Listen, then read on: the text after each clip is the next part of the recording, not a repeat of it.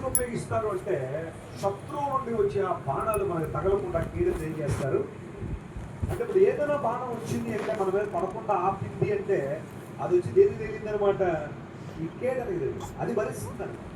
ఆ కేడము శత్రు బాణాలను ఆ వస్తున్న ఆ విధానాన్ని గమనించినప్పుడు అతను అడ్డుపెట్టినప్పుడు ఆ దెబ్బలు లేకపోతే ఆ యొక్క భారం అంతా అధిభరించి దాని వెనకాల ఉన్న వ్యక్తికి ఏమిస్తుంది, అమర్పిస్తాం. దేవుడు మనకు కేడమై ఉన్నాడు, ఆయన మన భద్రపరిచేవాడు, ఆయన మన డాలు అని బైబిల్ అనేక చోట్ల మనం చూస్తున్నాం. మీరు ఇంటికి చదివితే కొన్ని రెఫరెన్సెస్ చూడండి. కీర్తనకారుడే కీర్తనకారుడు చదివినప్పుడు దేవా నీవు నాకు కేడముగా ఉన్నావు అనే మాటను ఎన్ని చోట్ల వాడారు అంటే, మీరు జాగ్రత్తగా కీర్తనలో చదివితే 7వ కీర్తన 10వ వచనం, 7వ కీర్తన 10వ వచనం, 18వ కీర్తన 2వ వచనం, 47వ కీర్తన 9వ వచనం, 59వ కీర్తన 11వ వచనం, 84వ కీర్తన 11వ వచనం. ఈ రెఫరెన్స్లన్నీ మీరు ఇంటికి వెళ్ళి చదవండి.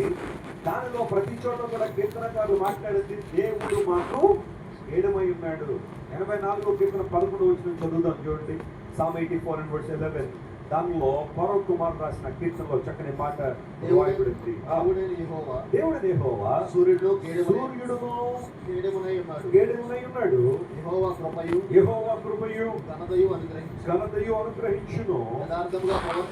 యథార్థముగా ప్రవర్తించు వారికి ఆయన ఏ మేలు చేయక మానడు. స్తోత్రం చెప్తాం. హల్లెలూయా. యథార్థంగా ప్రవర్తించే వారికి ఏ మేలు చేయక మానడు అన్న మాట ఎందుకు మానడు అంటే, ఆయన మనకు సూర్యుడును, ఆ తర్వాత ఎలా ఉన్నాడు, ఆయన ఏడమునై ఉన్నాడు.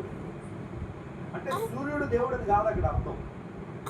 సూర్యుడు దేవుడు కాదు, కానీ దేవుడు తను తాను సూర్యుడితో కంపేర్ చేసుకోండి. కొన్ని సందర్భాల్లో కొన్ని విషయాలు మనకు అర్థం అవ్వాలి.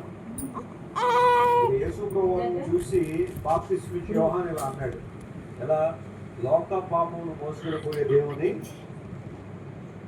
యేసు ప్రభువును చూసి ఏమన్నాడు బాప్తిస్మా ఇచ్చే యోహాను, లోక పాపమును మోసుకొని పోయే దేవుని గొర్రెపిల్ల. అలా అని చెప్పి గొర్రెపిల్ల దేవుడా? రోడ్డు మీద వెళ్తే గొర్రెపిల్ల పట్టుకుని ఆ గొర్రెపిల్ల వేసుకొని చూడాలా మనం? గొర్రెపిల్ల దేవుడు కాదంట.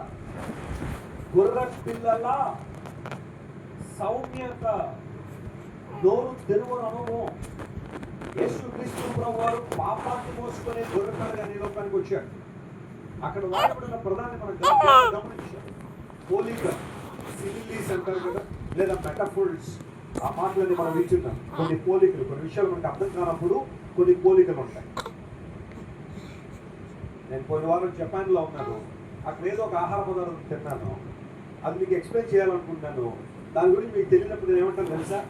నేను అక్కడికి వెళ్ళిన తర్వాత కింగ్ క్వాంగ్వా అనే ఒక ఆహార పదార్థం తిన్నాను. అది ఎలా ఉంటుందంటే మనం తినే రసగుల్లాలా ఉంటుందంటే అనుకోండి, అప్పుడు మీకు అర్థమైంది. పోలికలు. యేసుక్రీస్తు ప్రభువారు గొర్రె పిల్లగా మన పాపమును మోసుకెళ్ళడానికి లోకానికి వచ్చారు. అలా అని చెప్పి ప్రతి గొర్రె పిల్ల యేసు ప్రభు కాదు.